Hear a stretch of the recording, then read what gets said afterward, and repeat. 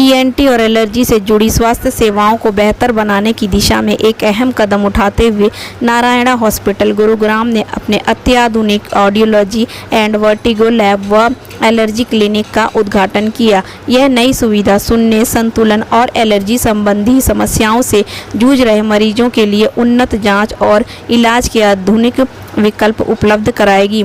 सुनने और संतुलन संबंधी समस्याएं अब एक गंभीर सार्वजनिक स्वास्थ्य चुनौती बनती जा रही है। विश्व स्वास्थ्य संगठन के अनुसार दुनिया में 1.5 अरब से अधिक लोग सुनने की किसी न किसी समस्या से जूझ रहे हैं और यह संख्या 2050 तक 2.5 अरब तक पहुंच सकती है। भारत में लगभग 6.3 करोड़ लोग यानी करीब 6.3% जनसंख्या सुनने की गंभीर समस्या का सामना कर रही है। इसी तरह संतुलन संबंधी विकार जैसे चक्कर आना और वर्टिगो हर साल दुनिया भर में 15 से 20% वयस्कों को प्रभावित करते हैं।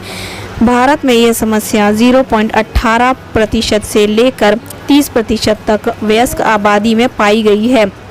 इन बढ़ती चुनौतियों को देखते हुए नारायणा हॉस्पिटल में यह नया क्लिनिक इन बीमारियों की समय पर पहचान और उन्नत इलाज की दिशा में एक महत्वपूर्ण पहल है। इस कार्यक्रम की अध्यक्षता गुरुग्राम विधानसभा क्षेत्र के विधायक मुकेश शर्मा ने मुख्य अतिथि के रूप में की। उद्घाटन के अवसर पर उन्होंने कहा, नारायणा हॉस्पिटल हमेशा से गुरुग्राम के लोगों को गुणवत्तापूर्ण स्वास्थ्य सेवाएं उपलब्ध कराने में अग्रणी रहा है। सुनाई की जांच है, हर किस्म की जांच सुनाई की और चक्कर से संबंधित सारी जांच है जिसमें वीएनजी, वी-हिट, बैंड, ये हाईएस्ट लेवल ऑफ इन्वेस्टिगेशन है जो हम कर सकते हैं चक्कर के पेशेंट में, वो है। बच्चों के लिए हमारे पास ओई और बेरा की सुविधा रहेगी और हर जनरल पॉपुलेशन के लिए हमारे पास pure tone audiometry, impedance basic testing है और हायर एंड पे हमारे पास advance testing of hearing test भी है और ये हम स्टार्टिंग दिस। क्या किस तरह से एडवांस एक्चुअली हाँ, किसी भी गुड़गांव के बड़े कॉर्पोरेट के अंदर वीएनजी लैब अभी तक नहीं लगा हुआ है, तो हमारा क्षेत्र का प्रथम हो जाएगा। इससे पहले बड़े किसी कॉर्पोरेट के अंदर अभी तक इंकॉर्पोरेट नहीं किया गया, हम लोग स्टार्ट कर रहे हैं इसको। तो गुरुग्राम में पहला लैब बोल सकते हैं? गुरुग्राम के अंदर प्राइवेट सेटअप्स में ये लैब लगा हुआ है, but in corporate, big corporate 100+ बड़े कॉर्पोरेट में ये पहला हमारा है। गुड़गांव की तौर पर 6.5% जो है लोग 6.5% लोग जो हैं एक आबादी के अंदर हियरिंग की इश्यू से ग्रसित होते हैं और अमूमन 20% लोग जो होते हैं वो चक्कर से संबंधित बीमारियों से ग्रसित होते हैं और उनको क्योंकि अभाव होता है कि डायग्नोसिस नहीं हो पाता तो इलाज भी नहीं हो पा रहा है। मैं स्पेसिफिकली बताऊंगा कि जो हमारे वर्टिगो के पेशेंट्स हैं अमूमन तौर पे एक टैबलेट आती है, उसको खाते रहते हैं और जीवन भर उनका कटता रहता है विदाउट इवन बीइंग डायग्नोज्ड। तो हमारा ये कि हम एटलीस्ट फर्स्ट गेट डायग्नोसिस, उसके बाद उसको ट्रीट करेंगे। सर कंसिस्टेंट यूज बिल्कुल it's a noise induced hearing loss, maximum एक लिमिट होती है बेसिकली। अगर आप 2 घंटे से ज़्यादा अगर आप डिस्क में भी रहते हैं आपको तो प्रोबेबिलिटी हो गया है कि आपको लॉस होने की चांसेस ज़्यादा है बेसिकली। तो आईटी इंडस्ट्री में काम करते हैं, कंटिन्यू हेडफोन लगा के काम करते हैं, जो भी है gradually it affect on your hearing. अभी नजर नहीं आएगा लेकिन over the period of 3, 4, 5 year basically high frequency sound पे इफेक्ट आना शुरू हो जाता है, देन बेसिकली उनको अंडरस्टैंडिंग में प्रॉब्लम आनी शुरू होती है। That is by we should use all this thing limited. मना तो नहीं कर सकते, म्यूजिक है कि म्यूजिक नहीं यूज कर, लेकिन we should do restricted use, जहाँ जरूरत है वहाँ उतना यूज किया जाए। रिस्ट्रिक्टेड यूज कितना, मतलब कितना, क्या कुछ ऐसे कोई डेफिनेशन नहीं। किसी को आईटी में काम करना उसको 4 घंटे काम करना पड़ेगा, तो जो हम बच्चे लोग जो यंग जनरेशन जिसमें हम कंटिन्यू 24 आवर्स या 12 आवर्स हम कंटिन्यू हेडफोन पे रहते हैं वो गलत है। अमूमन तौर पे 35% या 35 डेसिबल जो होता है उससे कम की जो हियरिंग होती है उसमें मरीज इनपरसेप्टेबल होता है। 35 से ऊपर जब मरीज को होता है तो महसूस होना शुरू हो जाता है, जिसमें मरीज कहेगा टीवी की आवाज बढ़ा दो या वॉल्यूम बढ़ा दो फोन का। 35 डेसिबल हमारा अमूमन तौर पे एक मानक माना गया है कि उसमें हमें लगता है कि हाँ ये कम है। मैम हम लोग collaboration because ma'am we are आज हमारे डिग्निटरीज आए थे यहाँ पे जिसमें हमारे 150 डॉक्टर्स हैं ईएनटी के, हमने उनसे भी रिक्वेस्ट की है हम अपने एंड पे जो भी मदद हो सकेगी हर ईएनटी डॉक्टर्स को भी सपोर्ट करेंगे हम लोग। विधायक जी, आज यहाँ पर नारायणा हॉस्पिटल में ये जो लैब का आयोजन किया गया है जिसको सुनने की क्षमता कम होती जा रही है या फिर चक्कर का, तो आज की डेट में लोग हमारे यहाँ पर आईटी कंपनी में बहुत ज़्यादा काम कर रहे हैं और उनकी वजह से क्या हो रहा है, बच्चा बहुत ज़्यादा वर्किंग में रहता है तो सुबह से लेकर शाम तक जो ये समस्या आज की डेट में सभी में आई है, चाहे वो जॉब कर रहा है, बच्चे हैं छोटे, वो सब लोग मोबाइल आधारित हो गए सारा जीवन। तो इसीलिए क्या हुआ कि इन्होंने, अमित जी डॉक्टर साहब ने और पूरे नारायणा की पूरे हॉस्पिटल की टीम ने एक ऐसी व्यवस्था की है जो आने वाले फ्यूचर के लिए बहुत अच्छी चीज़ है। मेरा सौभाग्य रहा कि मेरे को ओपनिंग करने का उसका मौका मिला, आप सबके माध्यम से आपने देखा भी अभी, और मुझे पहली बार लगा कि ये तो एडवांस में चला हुआ ये हॉस्पिटल। अभी इन्होंने कैंसर के बारे में भी मुझे बताया कि कैंसर के बारे में भी यहाँ पर बहुत अच्छी सुविधा है।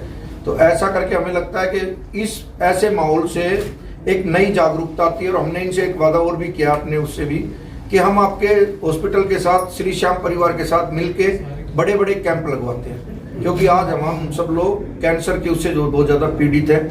और जो ये विषय हमारे सामने चला हुआ है, इस विषय पे भी हम ज़्यादा, क्योंकि बच्चा जब ज़्यादा देर काम करता है, वो अपने लैपटॉप पे बैठा है, अपने कंप्यूटर पे बैठा है, वो मूड, तो उससे क्या होता है कि ऑटोमेटिक ही कुछ दिनों बाद उसको ना चक्कर आना शुरू हो जाता है, सर्वाइकल बढ़ जाता है, बहुत सी ऐसी बीमारी होगी जो हम नहीं जानते एडवांस में। आज की बीमारियाँ तो और एडवांस में चली हुई है हमसे भी। तो इसीलिए मैं डॉक्टर साहब, अमित साहब का भी, डॉक्टर साहब का भी, सबका दिल से धन्यवाद करता हूँ कि इन्होंने बहुत अच्छा कार्य किया और बहुत अच्छी चीज़ें गुड़गांव नारायणा हॉस्पिटल में, और 20 ब्रांच है इनकी। तो ये तो सब कार्य अच्छा ही सोच के 20, जब आदमी 20 हॉस्पिटल खोलता है तो उसको, उनको पता है कि उनकी कितना बड़ा संघर्ष रहता है, कितना अच्छा कार्य करते हैं वो सब लोग। और आज मेडिकल सुविधा देना, आज के युग में अच्छी फैसिलिटी देना, ये भी बहुत बड़ी बात है। देखो हमारा आयुष्मान कार्ड आपने सुना भी होगा, पहले लोगों को, गरीब व्यक्ति अपना इलाज नहीं करा पाता था, लेकिन माननीय देश के यशस्वी प्रधानमंत्री नरेंद्र भाई मोदी जी ने 70 साल से ऊपर के लिए जो 10 लाख रुपए का जो आयुष्मान कार्ड बनाया इलाज कराने के लिए, ये हमारी बहुत बड़ी स्कीम है। पार्टी के नाते भी देखी जाए, सरकार तो पूरी मदद करती है। अभी हम गुड़गांव हॉस्पिटल की जब बात करते हैं, हमारा गुड़गांव का जो सरकारी हॉस्पिटल है वो पूरे हरियाणा की बात छोड़ो, इंडिया में लोग देखने के लिए आएंगे उसमें। ऐसा तुरंत ही अभी उसकी ओपनिंग होने वाली है महीने भर के अंदर।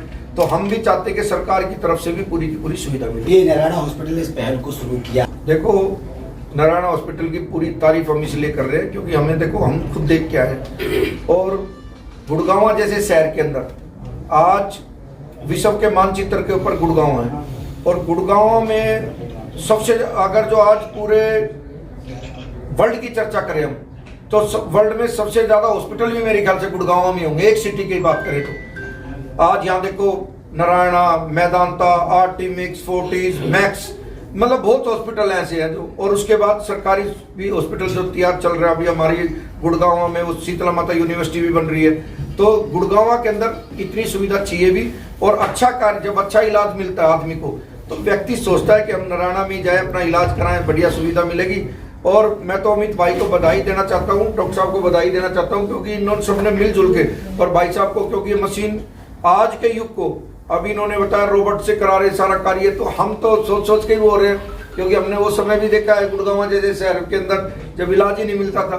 लेकिन हम एक रिक्वेस्ट जरूर करेंगे कि ये हॉस्पिटल रहे, 5 स्टार ना बने। बस अभी जैसे दिल्ली में रेखा गुप्ता जी ने भी कैंसर करते हैं आपसे, हमारा प्रयास ये रहेगा कि माननीय मुख्यमंत्री श्री नायब सिंह सैनी जी ने, कि कैंसर के जो भी लोग हैं उनके दवाइयों के लिए भी जो व्यवस्था है वो सरकार की तरफ से, मुझे लगता है कि वो फ्री ऑफ कॉस्ट है, ऐसी व्यवस्था उन्होंने की है। और जो भी लोग ऐसे होंगे जो ऐसा है अपना इलाज ना करा पाएंगे, उनके लिए जो मैंने 10 लाख की स्कीम बताई, और उसके बावजूद भी हम चाहे अपने निजी कोष से भी किसी का इलाज कराना पड़े तो हम 100% कराएंगे, क्योंकि जीवन में आपको लिख के देंगे। मैं माननीय मुख्यमंत्री जी से वहां करके कंसल्ट करके, आपने जो रिसर्च की बात बोली है, तो मैं उनसे बारे में बात करूंगा।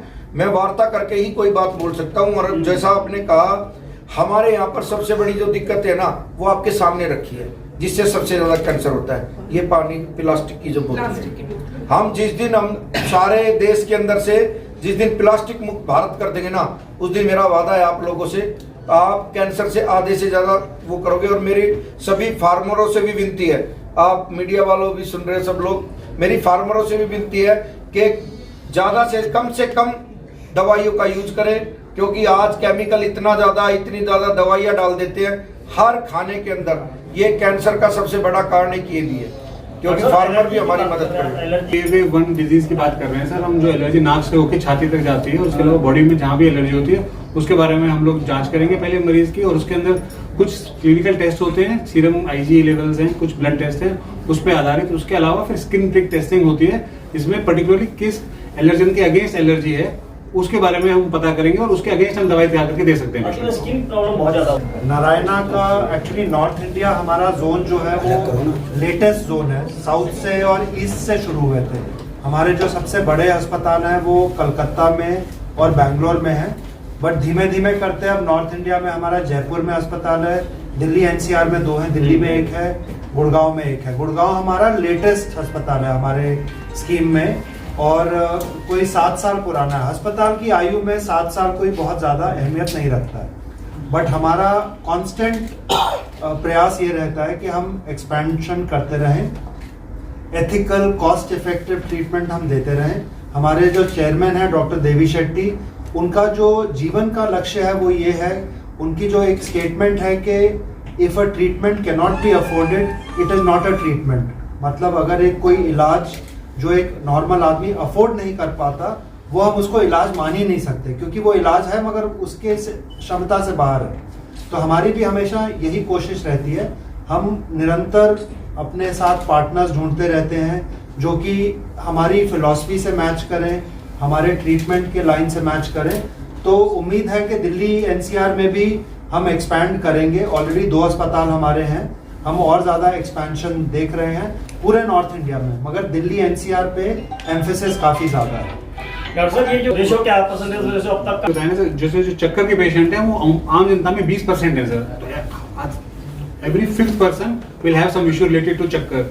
हियरिंग का सर वर्ल्ड डाटा कहता है कि 6 बिलियन लोग ऑलरेडी त्रस्त हैं इस बीमारी से और हमारे हिंदुस्तान के अंदर 6.5 करोड़ लोगों का ऑलरेडी हियरिंग लॉस के इश्यूज हैं। आपकी मशीन जो आपने जो लगाई है यहाँ पर उसका परसेंटेज टेस्ट करना, टेस्ट रिजल्ट 100%, उसको कोई डाउट नहीं है। जैसे डॉक्टर साहब ने बोला कि 7% पॉपुलेशन वर्ल्ड वाइड डेफ होती है, इंडिया की भी 7% पॉपुलेशन अफेक्टेड है एंड उस 7% के पॉपुलेशन में सिर्फ 2% लोग हैं जो कि इसी तरह के एंटीबीजी यूज कर रहे हैं। There is a big market like hearing aid है, कॉक्लियर इम्प्लांट है, वो सिर्फ जो 7% पॉपुलेशन है उसका सिर्फ 2% लोग हैं वो इसको यूज कर पा रहे हैं।